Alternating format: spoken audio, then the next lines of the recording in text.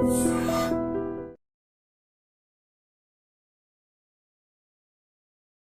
IDream media. So నిద్రలేమి సమస్య చాలా మందిని ఇబ్బంది పెడుతూ ఉన్న సమస్య. అయితే ఎందుకు ఈ సమస్య, మరి రాకుండా జాగ్రత్తలు ఏంటి, హెర్బల్ మెడిసిన్ దీని గురించి ఏం చెప్తుంది, వివరాలు తెలుసుకుందాం. ఈరోజు మనతో పాటు ఉన్నారు ప్రముఖ herbal medicine and alternative medicine specialist doctor Swathi గారు. మ్యామ్ నమస్తే అండి. నమస్తే అండి. డాక్టర్ గారు, జనరల్గా ఇన్సోమ్నియా, నిద్రలేమి సమస్య, ఈ సమస్య అందరికీ ఉంటుంది. సో వెంటనే అసలు నిద్ర పోవాలనుకొని బెడ్ మీదకి వెళ్ళగానే ఎవరు నిద్రపోవడం లేదు, నిద్ర పట్టడం లేదు. ఇదే మేజర్ కంప్లైంట్. సో దీనివల్ల వచ్చే కాంప్లికేషన్స్ అయితే చాలానే ఉన్నాయి. ఎందుకు ఈ సమస్య ఇంతలా పెరిగిపోయింది? మీరు అన్నది కరెక్టే. ప్రజెంట్ సిచ్యుయేషన్లో ఒక 100 మెంబర్స్ని మీరు తీసుకుంటే కనుక 30 మెంబర్స్ మినిమం ఈ ప్రాబ్లంతో సఫర్ అవుతున్నారు. సో అసలు ఎందుకు ఇన్సోమ్నియా అనేది తెలుసుకోవాల్సినటువంటి అవసరం ఉంది. కానీ తెలుసుకునే దానికన్నా ముందర మంచి నిద్ర వల్ల ప్రయోజనాలు ఏంటి అనేది తెలుసుకుంటే ఇది నిజంగానే మనం ఏం కోల్పోతున్నామో తెలుస్తుంది ఫస్ట్ ఆఫ్ ఆల్. సో మంచి నిద్ర, హెల్దీ స్లీప్ అనేది ఉంటే ఏమేమి అవుతాయి? అందరు ఇప్పుడు కంప్లైంట్ చేసేది ఏంటంటే ఇమ్యూనిటీ అనేది చాలా తగ్గిపోతుంది అందరికీ. సో ఇమ్యూనిటీ తక్కువ ఉండడం వల్ల మనం సీజనల్ ప్రాబ్లమ్స్ ఎక్కువగా వస్తాయనో, ఇంకా అదర్ డిసీజెస్ వస్తాయనో, రకరకాల ఇబ్బందులు ఓన్లీ ఇమ్యూనిటీ ద్వారా అని మనకి చెప్తూ ఉంటారు. ఇప్పుడైతే దీనికోసము చిన్న చిన్న పిల్లలకి ఇమ్యూన్ బూస్టర్స్ని ఒక రెగ్యులర్ డ్రింక్ లాగా అలవాటు చేయాల్సినటువంటి పరిస్థితి వచ్చేసింది. సో ఇట్ ఈస్ ఏ కనిపించకుండానే it is a major cause for many health ailments. చాలా హెల్త్ ఇష్యూస్ రావడానికి ఇమ్యూనిటీ అనేది చాలా చాలా ఇంపార్టెంట్ రోల్ ప్లే చేస్తుంది. ఇమ్యూనిటీ తగ్గితే చాలా డిజార్డర్స్ వస్తాయి, పర్టికులర్గా హెల్త్ రిలేటెడ్.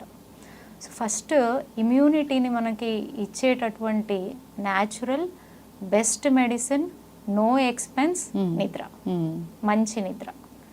మీకు గనక మంచి నిద్ర అనేది ఉంది, ఏ ఇబ్బంది లేదు అంటే ఇట్ సెల్ఫ్ ఇమ్యూనిటీ బూస్టర్. అదొకటి. సెకండ్ థింగ్, ఇంకేం హెల్ప్ బెనిఫిట్ అవుతుంది అంటే కాన్సన్ట్రేషన్. 10 మెంబర్స్లో 7 మెంబర్స్ మీరు ఎవరినన్నా అడగండి కాన్సన్ట్రేషన్ ప్రాబ్లం ఉంది అంటారు. చిన్నపిల్లల్ని అడగండి, పెద్దవాళ్ళని అడగండి, ఏజ్డ్ వాళ్ళని అడగండి.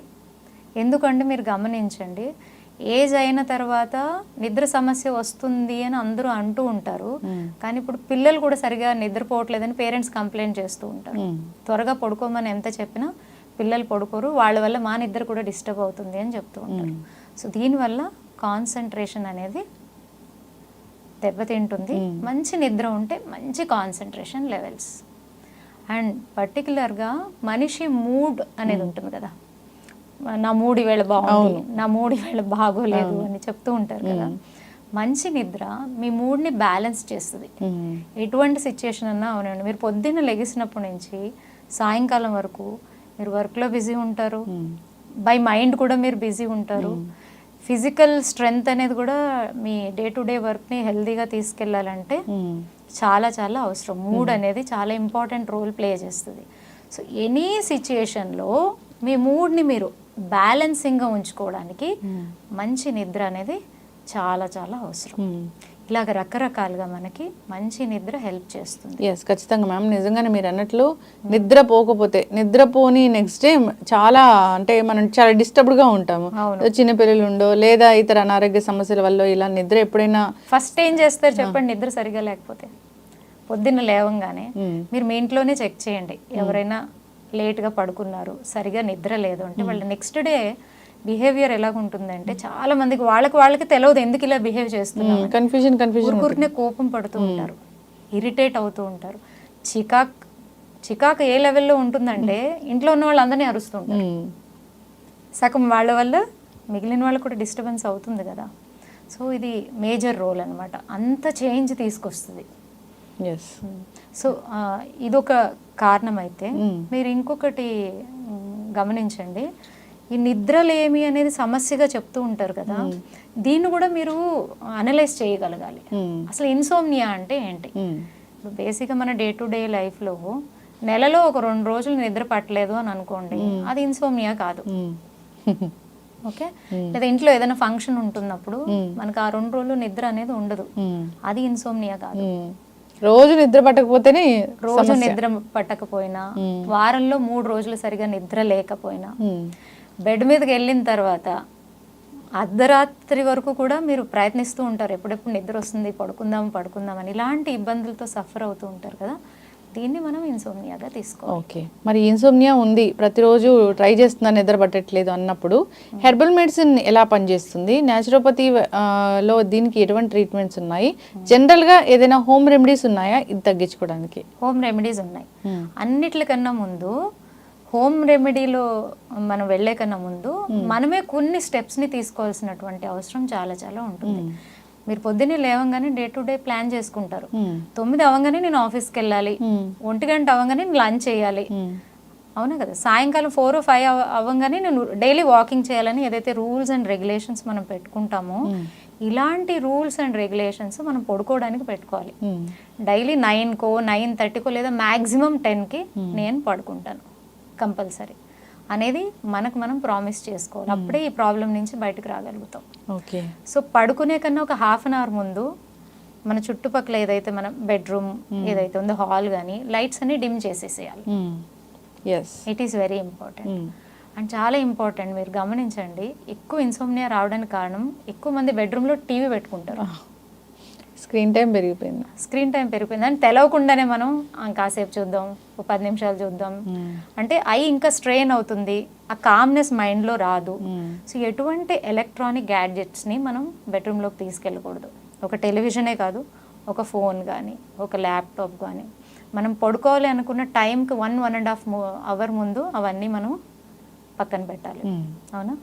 అండ్ ఇంకో రీజన్ ఏంటంటే, ఇప్పుడు పెరిగిపోవడానికి కారణము ఎక్కువ లేట్ నైట్ వర్క్స్, అంటే మనకి మార్నింగ్ డ్యూటీస్ కన్నా నైట్ డ్యూటీస్కి వెళ్ళేటటువంటి వాళ్ళు ఎక్కువ మంది ఉంటారు. వాళ్ళకి కూడా ఈ ప్రాబ్లము ఎక్కువగా వచ్చేటటువంటి అవకాశం ఉంది. దీనివల్ల ఏమవుతుందంటే, చాలామందికి తెలియదు, ఈ ఇన్సోమ్నియా ఉన్న వాళ్ళల్లో సపోజ్ ఎవరైనా థైరాయిడ్ వాళ్ళు ఉన్నారే అనుకోండి, బ్లడ్ ప్రెషర్ వాళ్ళు ఉన్నారే అని అనుకోండి, స్టమక్ ప్రాబ్లమ్స్ ఉన్న వాళ్ళు ఉన్నారే అనుకోండి, వీళ్ళందరికీ కూడా ఆ problem day by day chronic అవుతాయి.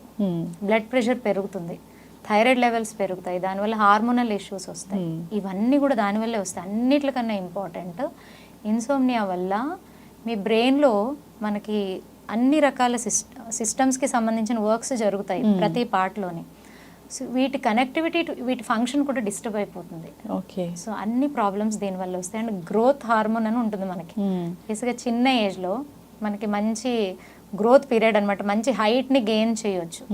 చిన్న ఏజ్లో ఎవరైతే ఈ ఇన్సోమ్నియా ప్రాబ్లం నుంచి సఫర్ అవుతూ ఉంటారో, చిన్న ఏజ్ కానీ మిడిల్ ఏజ్ కానీ, వీళ్ళలో గ్రోత్ హార్మోన్ ఫంక్షన్ దెబ్బతింటుంది. ఆ ఏజ్కి తగ్గట్టు వాళ్ళు ఆ హైట్ని గెయిన్ చేయలేరు.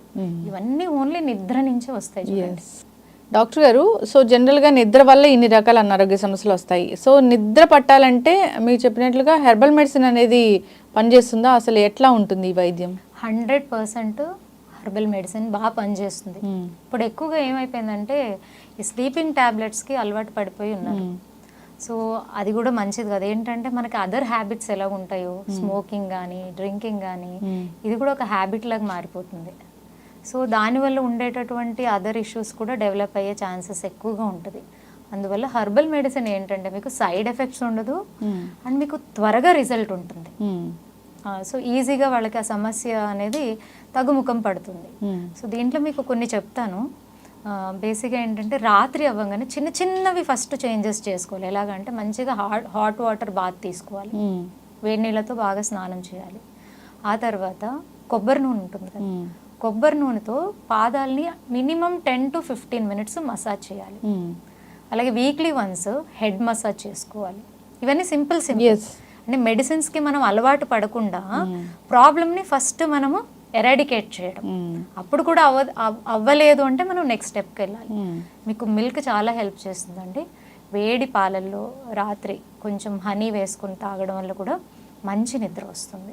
సో ఇలాంటి చిన్న చిన్నవి, లేదా మీరు పడుకునే కన్నా ఒక 1/2 an hour ముందు ఒక గ్లాస్ ఆఫ్ వాటర్లో 1 స్పూన్ సోంపు వేసేసి దాన్ని ఒక 1/2 an hour తర్వాత మంచిగా దాన్ని మిక్స్ చేసి టేస్ట్ కోసం కావాలంటే హనీ యాడ్ చేసుకోవచ్చు. దీన్ని తీసుకోవడం ద్వారా కూడా మంచి నిద్ర పడుతుంది. ఓకే. దీనికి ఇవన్నీ చేశాక కూడా మాకు నిద్ర పట్టట్లేదు, ఇబ్బందిగా ఉంది అన్నట్టు ఎవరైతే ఇలాంటి ప్రాబ్లమ్స్ సఫర్ అవుతూ ఉంటారో అప్పుడు దానికి సంబంధించిన స్పెషలిస్ట్ని కన్సల్ట్ చేసి జాగ్రత్తలు తీసుకోవాల్సిన అవసరం ఉంటుంది. ఎక్కువగా ఈ యాంగ్జైటీ, డిప్రెషన్ పేషెంట్స్కి అయితే ఈ సమస్య బాగా ఎక్కువగా ఉంటుంది. సో ఫస్ట్ వాళ్ళు ఇంకా మెడిసిన్స్ యాడ్ చేసుకోకుండా, హెల్త్ ప్రాబ్లం ఏదైతే ఉందో అది ఇంకా పెద్దగా పెరగకుండా ఫస్ట్ ఇలాంటి చిన్న చిన్న హోమ్ రెమెడీస్ ద్వారా కూడా వాళ్ళకి కూడా చాలా హెల్ప్ అవుతుంది. తప్పకుండా if not they have to consult a specialist. మేము యాజ్ ఏ హెర్బల్ స్పెషలిస్ట్గా 5 ఏళ్ళు 6 ఏళ్ళ నుంచి సఫర్ అవుతున్న వాళ్ళు కూడా 1-2 విజిట్స్లో మంచి రిజల్ట్స్ వాళ్ళు చూస్తారు. ఎస్, ఖచ్చితంగా మ్యామ్, చాలా చక్కగా చెప్పారు. సో ఏదైనా న్యాచురల్ వే ఉందా అని చూస్తూ ఉంటారు. ఈ మధ్యకాలంలో ప్రతిదానికి ట్యాబ్లెట్స్ వాడడం, దానివల్ల సైడ్ ఎఫెక్ట్స్ రావడం ఇవన్నీ చూస్తూ ఉన్నాము. సో ఏదైనా ఆ ట్యాబ్లెట్స్ వేసుకుంటే అప్పటికప్పుడు రిలీఫ్ మాత్రమే ఉంటుంది, పర్మనెంట్ సొల్యూషన్ కూడా దొరకడం లేదు. సో హెర్బల్ మెడిసిన్ అనేది చాలా బాగా పనిచేస్తుంది. అంతేకాదు మీరు చెప్పినట్లు ఈ చిట్కాలు కూడా పాటించాలని కోరుకున్నాం. చక్కటి ఇన్ఫర్మేషన్ అండి, ధన్యవాదాలు. నమస్తే.